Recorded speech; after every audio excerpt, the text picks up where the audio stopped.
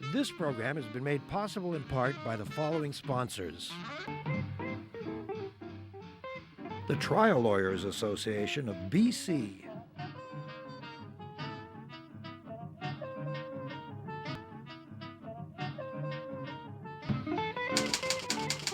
The Vancouver Courier newspaper.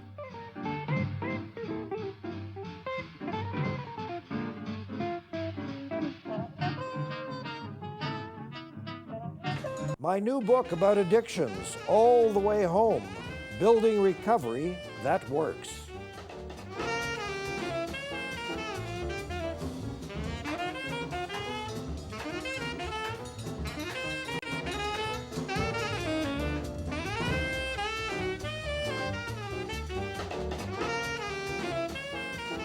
A great many years ago, I went to visit a good friend of mine. His name was Joe. He was a concert pianist and a taxi driver, and he was at Riverview. That's where I visited him. Later, his wife was at Riverview, and eventually Joe got out of Riverview, and I'm sorry to tell you that about a year later, he took his own life, which is a shame because he's a talented but tortured fellow and a lovely guy. The point of the story is what happened when I went to see him at Riverview. And I'm not making this up, boys and girls. He was weaving baskets. And I thought, is this a gag? No, he was actually weaving baskets. So now here we are 45 years later, and the question is out on the public streets, should we reopen Riverview? The mayor and some of the other mayors think this may be a plan. The premier, with whom I don't typically agree, thank God, has said no, it's not a good idea. And she might get the vote of our guest, Jonny Morris, who is Director of Public Policy and Provincial Programs for the Canadian Mental Health Association, BC Division. Hello, Jonny. Hi. Yeah, this is not, in the eyes of your organization, this is not a good idea. No, you're quite right. We've put out a few pieces and commented in the media of really being in support of the government decision to not want to revisit reopening Riverview in its past function or form. Right. So absolutely, it would not be a view that we would support to reopen. Yeah, and the gal with whom you work, this president and CEO, Bev, how do we say her name? Bev Guthrie. Guthrie. She wrote a marvelous op-ed piece in the paper the other day in which she outlined some of the arguments against reopening Riverview. We all know what happened, just historically. Riverview was run down. It was kind of a madhouse, a real madhouse, and so one of the provincial governments of the day decided, okay, enough of that. The only problem was they didn't say, okay, what are we going to do with all these folks? And so now we have this nightmare of mentally ill homeless people. It's been going on for a great many years. Many people, including some upcoming guests, will talk about how they're trying to deal with that. But in the meantime, it's still a nightmare. Right, yeah. Right. And I think the other Bev and Marina, who co-wrote the opinion editorial this past week, have really tried to paint a picture that when Riverview closed, and that was, as you're saying, David, a project that was many years in the making, quite a number of folks who were in Riverview were re-institutionalized. And so there were a number. There was a number of beds that were Where? In Riverview itself? No, in communities. So the interior Kamloops is a good example, but not all of them. And that's a key point that you were just making. One of the big pieces is that the gap is, has the community been able to match the need? Like, has community-based care, so non-institutionalized care, but community-based care, been able to match the need? And it hasn't. And it hasn't. And it hasn't. So look, here are some of the points that Bev made. She says, for starters, this is number one, she should ensure that people who have disabilities can afford basic costs of living, right? Just talk about that for a minute. Well, we, as part of a coalition, there's a significant number of groups in BC. There's the BC Coalition for People with Disabilities, Spark. A number of us have been working for a couple of years on a movement towards disability without poverty. A striking number of people who receive the disability without the disability benefit, the persons with disability benefit here in BC, live with a mental illness. And the cost of living in cities like Victoria, Vancouver, and elsewhere in BC simply exceed what you receive per month when you get there. How could someone with any disability survive in the city of Vancouver? Financially. Absolutely. Unless they won the lotto. And they can't. They can't. Yeah, absolutely. So, there are people trying to address that, but this idea of disability without poverty, I think, is startling to a lot of people. And I think, and the rates, I mean, it's been startling for a lot of people for a number of years. I think the last time those rates were raised was back in 2007. So we've been in a kind of a stasis, a status quo for a number of years, whereas the cost of living... What would you do if a mean-hearted person wandered into this conversation right now and said, yeah, but those folks, they don't know how to handle money? Well, I would respond quite firmly, probably. Yeah. I think this is about dignity. I think it's about remembering that these are people with histories, people with lives, people with children, people with parents. Yeah. And remembering that people live with very complex disabilities, often meaning that they can't work. They can't work or can't maintain work to maintain and often those disabilities are well nigh invisible. Absolutely. You could be talking to someone who may or may not be schizophrenic or bipolar or suffer from chronic depression, and it might take you 15 minutes in a coffee shop before it occurs to you that there's something a little off kilter here. Absolutely. I think often those disabilities are very invisible. Or the effects are, you can't reach out and touch it. You can't grab hold of it. That's right. And you don't see someone with a cane. You don't see someone in a wheelchair. You don't see someone physically assisted. Which makes it, I think, harder to really grasp the disabling effects of whether it be depression, whether it be schizophrenia, bipolar illness, anxiety. Now be a banker and make the argument, because again, people more mean-spirited might say, well, that's going to cost a lot of money, even though my understanding is we have the poorest of the poor in Canada, and we have consistently had the worst child poverty rate in the country. Which is unacceptable. And I think it's the return on investment argument. So we spend a lot of money on facilities in the past like Riverview. We spend a lot of money on our criminal justice system. We spend a lot of money on policing as well. And I think it is that money absolutely has to come from somewhere. But health really does start where you work, where you live, where you play. People who cannot afford to maintain a house, who could imagine being mentally healthy, physically healthy, if you're living under a bridge, or you're living on the street, or you're living in unstable housing. So we have to think about people in those situations often find themselves interfacing with those very expensive service delivery, the ER, the emergency room, the police system. And we would argue that if people can make ends meet, if people can maintain a house, health prevails. And so the need on those very expensive parts of our systems dissipates. The emergency room answer is the worst nightmare that we have. I have a friend who's a psychiatric nurse, who works at St. Paul's. I don't know how he does his job, frankly, because it's a constant revolving door of madness, mental illness, and addictions. Absolutely. And that door is not equipped to deal with either of those circumstances. No. We currently, in current society, we rely on three groups to provide 24-hour mental health care. We rely on the emergency room, which is not equipped because it's meant to be for emergency. Somebody breaks their arm, The police have become a group that are absolutely meant to be first responders. Should they be responding in the spectrum that they are? Who knows? And family members. Our family members, the folks at home who are caring for folks.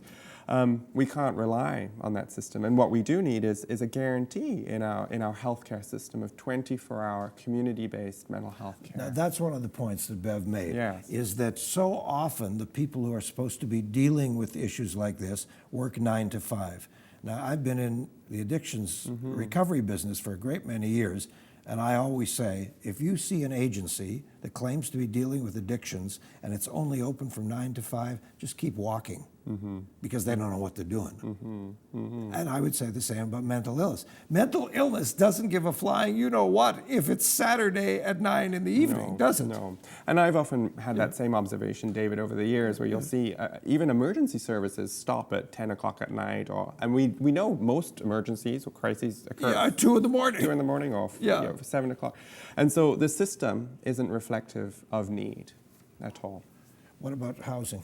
This is one of the one of the points that Bev has made, she said we need to address the lack of affordable, safe, and supportive housing options in our province. And so there are people who there's this movement of housing first or homes first or something. And we're going to have as a guest in November Rob Turnbull, President and CEO of Street to Home, who's done amazing work in providing housing. I mean, these people are just brilliant, quietly gone about their business, right?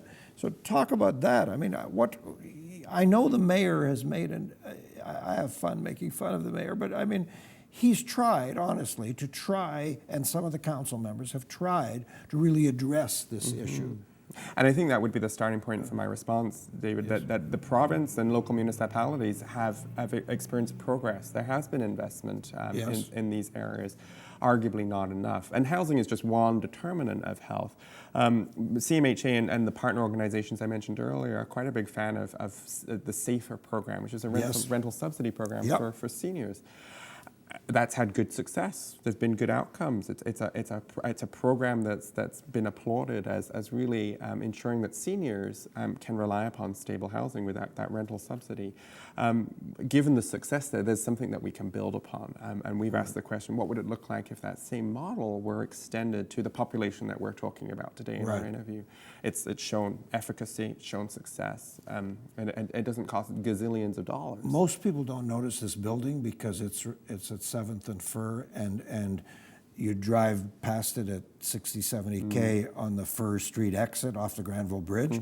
But I live in that neighborhood, and so I walk, and I discovered it by accident walking, and I went in, and I believe Street to Home created it. It's a tower, and the whole building is about housing the mentally ill. And I went in and met people, both resident clients and management, and I was blown away.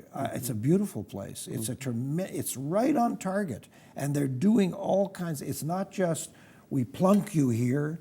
There's a sense of camaraderie. There's a sense of we're active. You know. Absolutely, and there's community. It isn't simply about providing people with mental illness and addictions a roof, like the whole controversy about SROs or single occupancy units in Vancouver is well documented.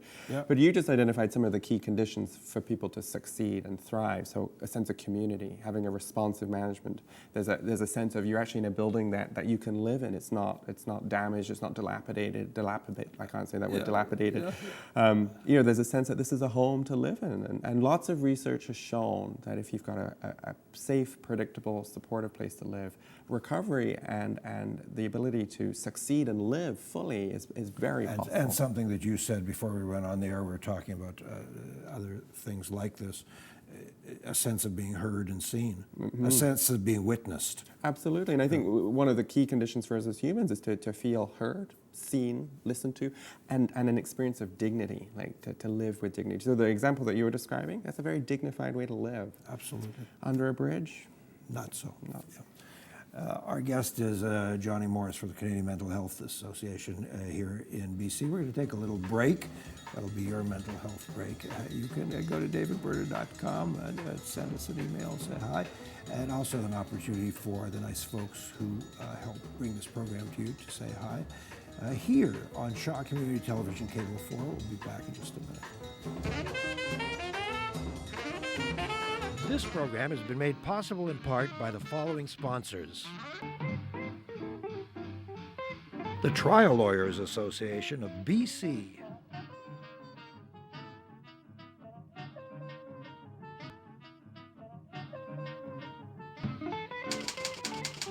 The Vancouver Courier newspaper.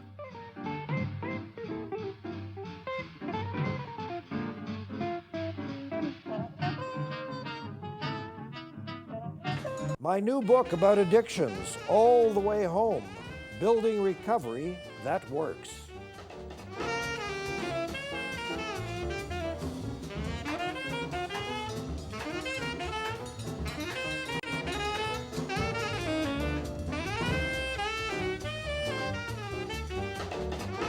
There's been some talk on the street these days that perhaps Riverview, the old mental institution off the Lougheed Highway, should reopen.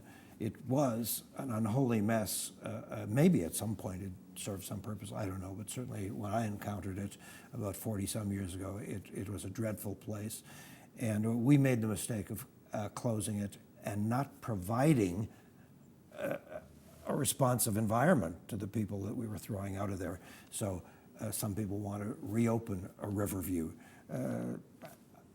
Not such a great idea. Many of us don't think that's a great idea. We think that we have to find community solutions, and nobody thinks that, I think, more strongly than the Canadian Mental Health Association here in BC, and Jonny Morris is their Director of Public Policy and Provincial Programs. Let's talk about Riverview itself. If, in fact, we thought that this was a panacea, that this was a silver bullet, we're always looking for magic bullets. So let's just open this joint again, and let's just put in some fresh paint and hire some new staff and so on. It wouldn't be cheap. No, it wouldn't be cheap. And I know a number of the mayors that were calling for the reopening at Maple Ridge and Delta, where some of the mayors who put forward a resolution, were really calling for Riverview to become a modern centre, a provincial centre of excellence. That doesn't come cheaply. That doesn't come cheaply at all. And what is a modern centre of excellence in a kind of hospital setting? What is that? Well, and I think that you used the key word, hospital.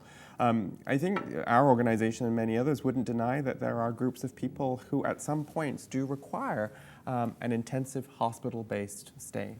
But we need to be clear, are we talking about forever for those people? Is Riverview, or the idea of Riverview, an institution where we would house the people that we're describing? We need to be clear about the people we're describing forever, out of sight, out of mind, forever, off the streets.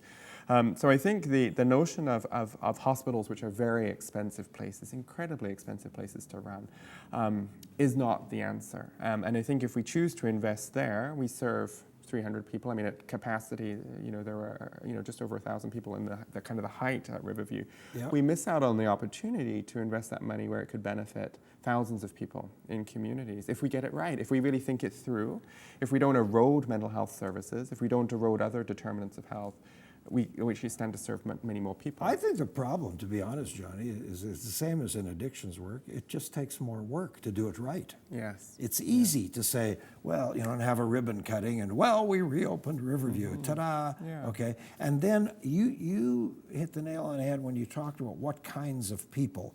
Look, a guy gets on a bus in Winnipeg and shortly thereafter cuts off the head of the guy sitting next to him. Mm-hmm. That's a guy who's criminally insane, okay? That guy has to be put away somewhere so he doesn't do that to other people, okay? So he has to be safe and I have to be safe. I don't want this guy on the street. That's not the same as people who may have schizophrenia or may have some bipolar issues or may get depressed, or that's a completely different category of human being. And I think there's a response. I think that's an excellent analysis. I think a lot of the media coverage lately, and including a lot of the reports that have come out, Vancouver Police, including one of those reports. Yes. There's a lot of focus on very high profile but very rare but very high profile incidents involving people who are living with an acute mental illness who may have perpetrated a crime. And absolutely, those crimes are tragic. The victims of those crimes absolutely need to be thought of, and there's very serious implications to it. But that absolutely isn't the norm. The reality is people living with mental illness, there's a lot of people living with what might be called severe mental illness who are very highly functioning, go to work every day, function, often get grouped into the group that are often discussed. Most of them are in the legislature. Yeah. And then also there's a significant number of Parliament and the Senate.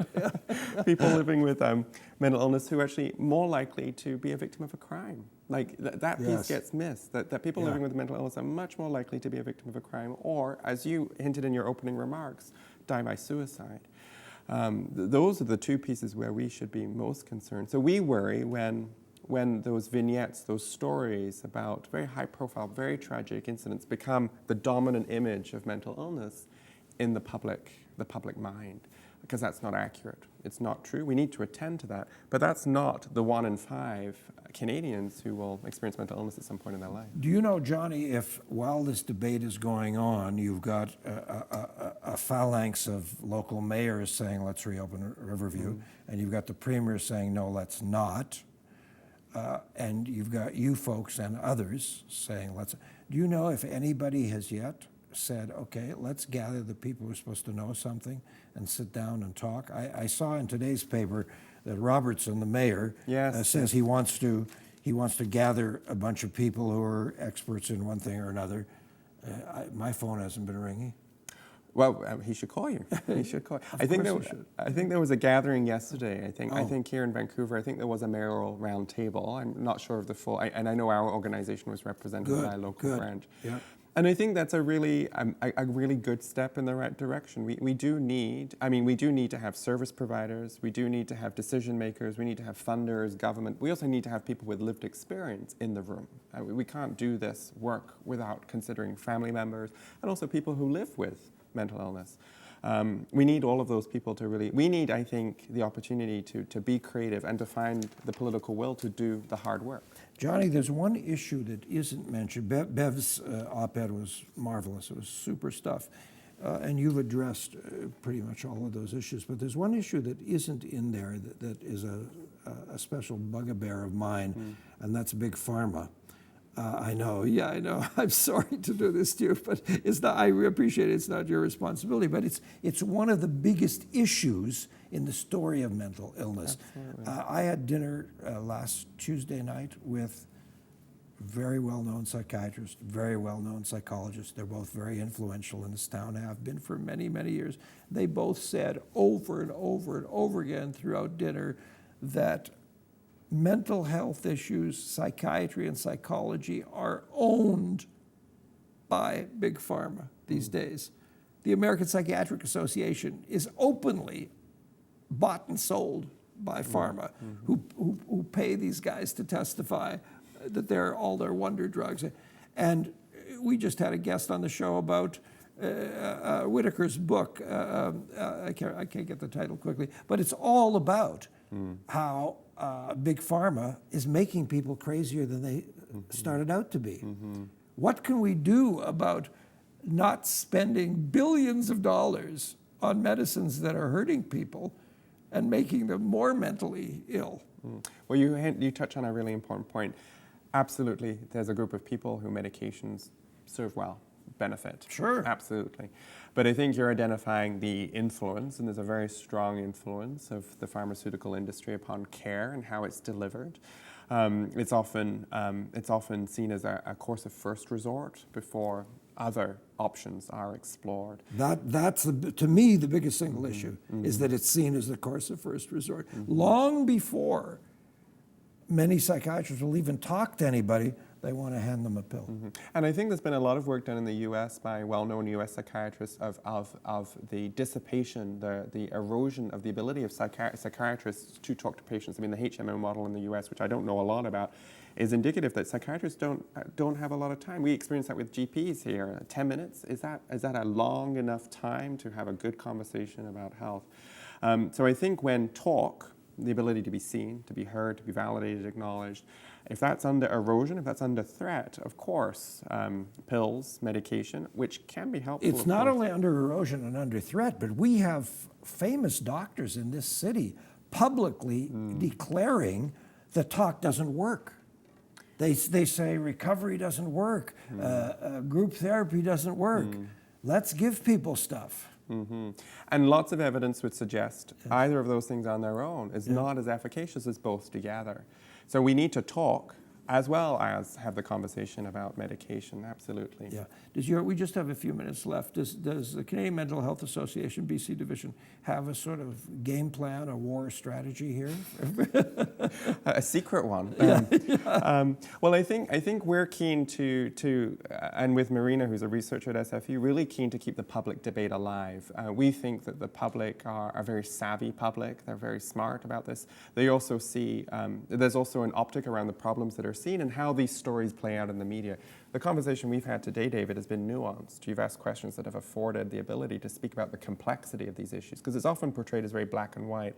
My organization and others, I think, are really keen to continue the critical public dialogue that's required so we can hold our politicians to account, acknowledge the fact that there is good work happening by many service providers in our province, and how we can actually become more creative, more innovative, and find the political will to respond to these problems head on without resorting to simple solutions. institutionalizing or medicating. I think there are at least two different publics. You know, as I listen to you, I think about the public that is truly well informed because their sons and daughters and husbands and wives are suffering from these debilitating circumstances. Absolutely. And those people have gone through the maze. Hard-won knowledge. Yeah, hard-won knowledge. Yeah, and the daughter tried 14 different mixes of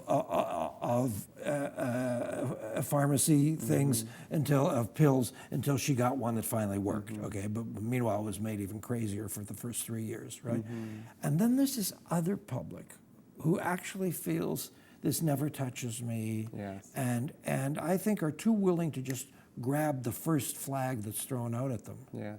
Yes, and I think you've identified two very important groups. We need to listen to the first group you mentioned much more closely. And we're not.